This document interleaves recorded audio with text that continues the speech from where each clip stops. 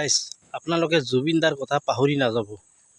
মানে আমাৰ অসমত মাইনৰিটি যিমান মুছলমান মানুহ আছে, এইবাৰ ইলেকশ্যনত যদি আপোনালোকে আপোনাৰ নিজৰ ভোট আপোনালোকে যদি খেলি মেলি কৰে, কিন্তু আপোনালোকক এই অসমত সাৰা জীৱনে ভুক্তভোগী হৈ থাকিব লাগিব। এইটো কিন্তু কথা 100%।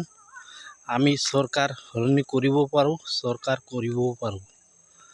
গতিকে এইটো জুবিনৰ কথা আপোনালোকে আপোনাৰ নিজৰ যিটো ভোট চিন্তা কৰি দিছে, কোনটোক 4 তাৰিখ এই মাহৰ গুনতিৰ পিছত আমাৰ ফলাফল ভাল হ'ব লাগে।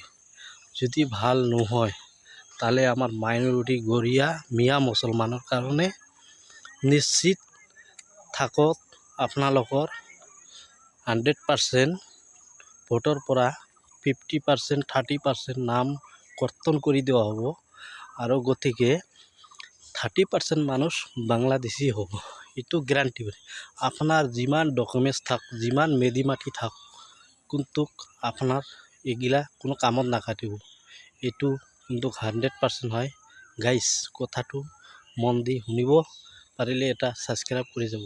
ধন্যবাদ।